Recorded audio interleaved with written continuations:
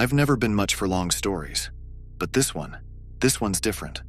When people ask about my old roommate, they usually get an abridged version, some sanitized summary that glosses over the worst parts. But if you're reading this, I want you to know the truth. It started innocently enough. My lease was running up, and with prices the way they were, finding a one-bedroom was out of the question. So, like so many people, I turned to the roommate ads. Most of them were college students, couples, or people with no pets, no parties, no overnight guests, typed in all caps. Then I found her ad. Anna. Roommate needed ASAP. Clean, quiet, and respectful. Room available immediately. Utilities included. Text if interested.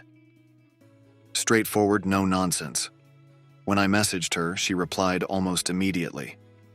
The room was available to view that evening, and though I usually wouldn't jump into something like that, my desperation outweighed my caution. I didn't want to end up living out of my car. When I arrived, Anna greeted me at the door. She looked normal enough. Tall, dark hair pulled back into a bun, friendly enough smile. The house was older but clean, tucked into a quiet neighborhood. She led me through a brief tour, showed me the room, and mentioned that the last tenant had left suddenly. I asked her what she meant by suddenly, and she shrugged. Some people just aren't reliable, she said, avoiding eye contact. A cold sweat tickled the back of my neck, but I pushed it aside. Rent was low, the house was spacious, and I'd have my own room. So I moved in, simple as that. For the first few weeks, things were surprisingly normal. Anna was quiet, almost invisible, really. She worked late hours, or so she said, and most mornings, I didn't see her before she left. I got into my own routine: work, gym, sometimes a drink with friends. Then, about a month in, I noticed small things that seemed off. Doors left open when I remembered closing them. A plate out of place in the kitchen, as though someone had moved it an inch to the left. Nothing major, but I started feeling like I was intruding on someone else's life, like I was living in Anna's shadow. One night, as I came home from a late shift, I found her sitting in the dark, in the kitchen. No lights, no phone, just sitting there with a glass of water, staring at the blank wall across from her. It took her a moment to notice me, and when she did, she barely flinched.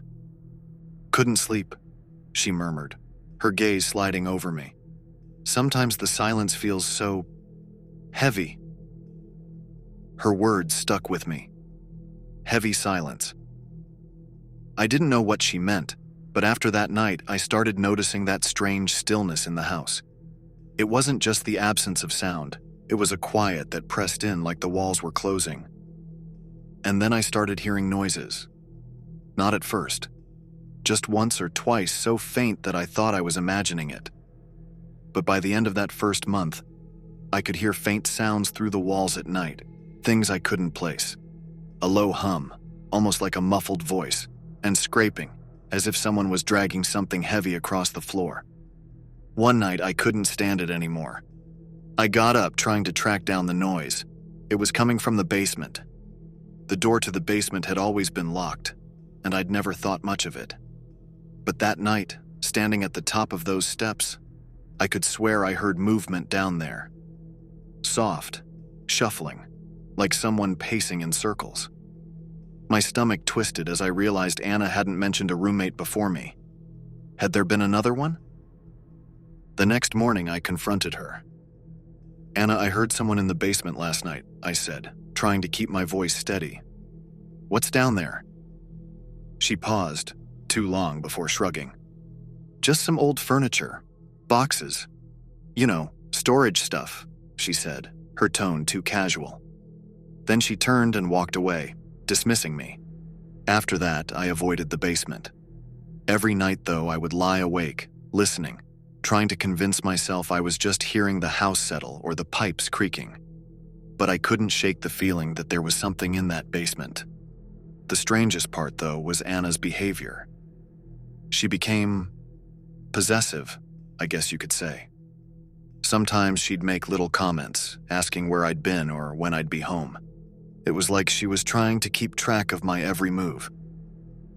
One night, she asked if I'd made dinner plans without her. "I just thought we'd do something together," she said, her voice oddly tense. You know, since we lived together.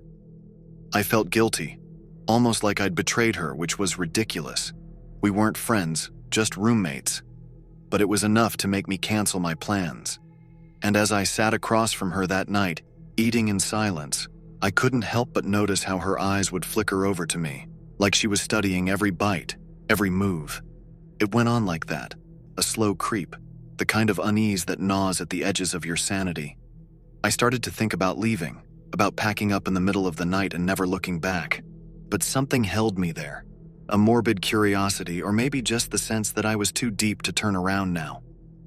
Then, one night, I finally got the courage to look into the basement. It was late, probably 3 a.m. I hadn't seen Anna all day.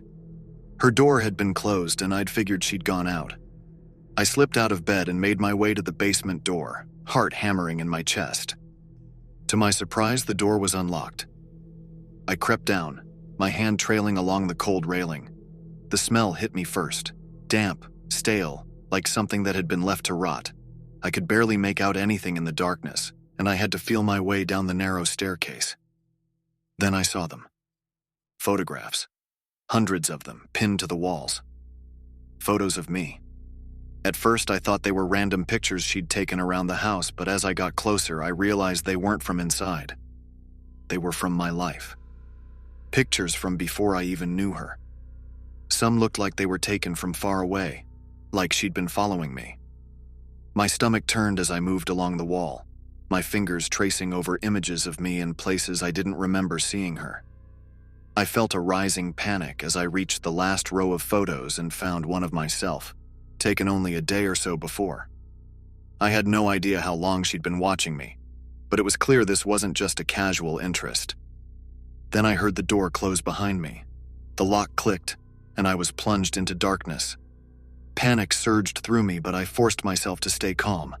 I banged on the door, shouting her name, but there was only silence. That pressing, heavy silence. I don't know how long I stood there, pounding, until my voice was hoarse. Eventually she spoke, her voice muffled through the wood. "You looked, didn't you?" she asked, a strange calmness in her tone. "They all look. But you're different. You actually came down here." I swallowed hard, a cold sweat breaking out over my skin. "What do you mean?" I demanded, though part of me didn't want to know. Her laughter, low and soft, echoed through the door. "Curiosity killed the cat, you know. I'm just helping it along." There was something off in her voice, something detached and almost clinical. My heart pounded as I tried to think of a way out, to find some weakness in her words, some crack I could use to escape. But she didn't come back. I don't know how long I was trapped down there, but by the time I managed to break down the door, the house was empty. I staggered out, my throat raw, my eyes burning from lack of sleep. And then, as I stumbled out the front door, something caught my eye. Another photograph, pinned neatly to the doorframe. It was a picture of me, from that night, standing in the kitchen. She must have taken it just before she locked me down there. My friends and family lived across country. I had nowhere else to go and I couldn't afford to move anywhere else. So as foolish as I was, I just brushed it off, thinking this was just some sort of bad joke from her side. But little did I know, this was about to get worse. As days passed, my paranoia deepened. I'd lie awake at night, staring at the ceiling, waiting for any hint of movement. When the night stretched on in that same oppressive silence, my mind would drift back to Anna's words that evening in the kitchen, about the heavy silence. I began to notice what she meant. The feeling of air thick with something unspeakable, something dark and foreboding. It didn't make sense. I couldn't understand how silence could feel like anything at all. But it did. It was then that my sanity began slipping. One morning I woke to find my bedroom door open, though I always closed it at night. I hadn't heard her. I hadn't even heard her footsteps. Yet something had definitely been in my room. My bedsheets were just slightly disturbed. The pile of clothes on the floor was neater than I'd left it, like it had been rearranged by someone who knew just how to throw things off without making me notice right away.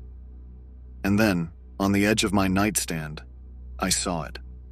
A hair tie. Black, just like Anna's. I swallowed hard, trying to brush off the thought that she'd been in my room as paranoia. Maybe I had moved in my sleep. Maybe I had opened the door and didn't remember. But a voice in the back of my head whispered that I was lying to myself, that she had indeed been in here. Watching. Listening.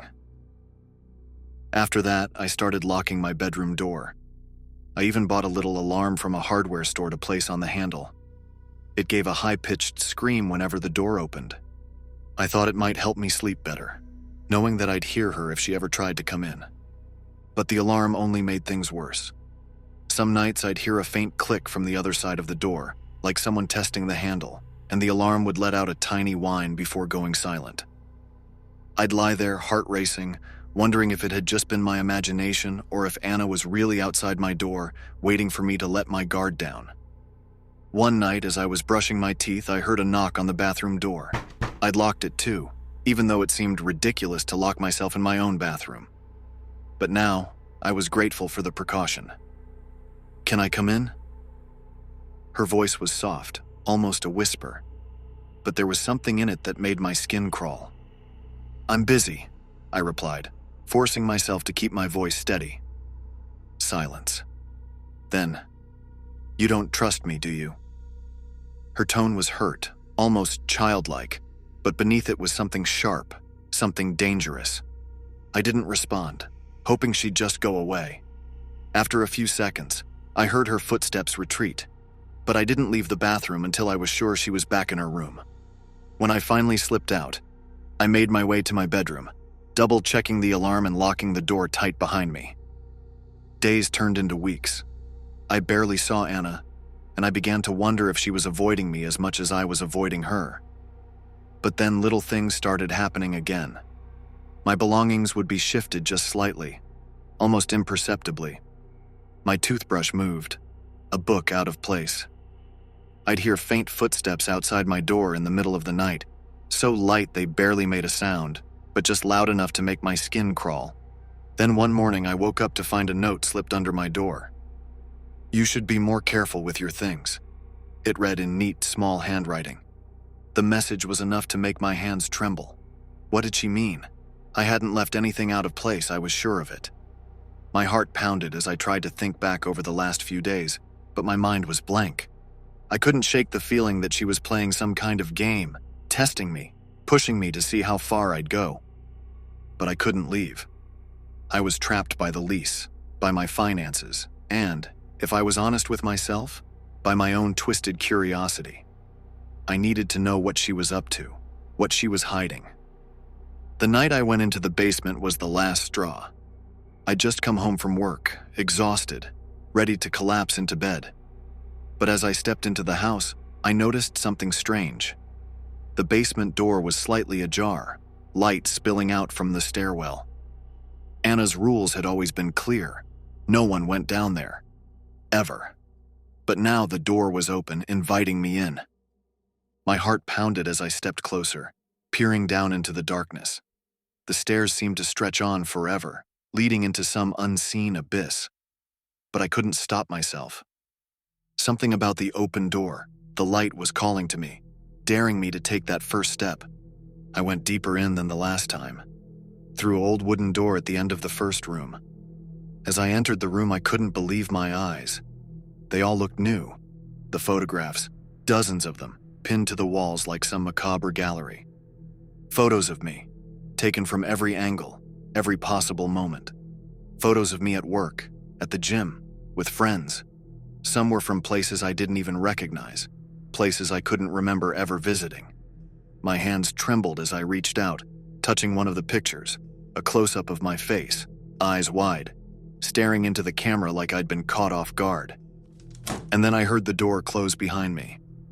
I whipped around, heart racing, and saw Anna standing at the top of the stairs, her face obscured by shadows. "You came back, huh?" Her voice was calm, almost gentle, but there was a coldness to it that made my blood run cold. I didn't answer. I couldn't. I was too frozen, too terrified, as I realized the full extent of what she'd been doing. "You know, You weren't supposed to come down here, again, she said, taking a slow step down the stairs. The others, they never went this far. Others? The word slipped out before I could stop myself. She tilted her head, a small, almost pitying smile on her lips. You didn't think you were the first, did you? People come and go, but some of them, they stay a little longer. My stomach twisted as her words sank in. I took a step back, but there was nowhere to go. No escape from the basement, from her, from whatever twisted plan she had in mind. As she took another step closer, I felt a surge of desperation.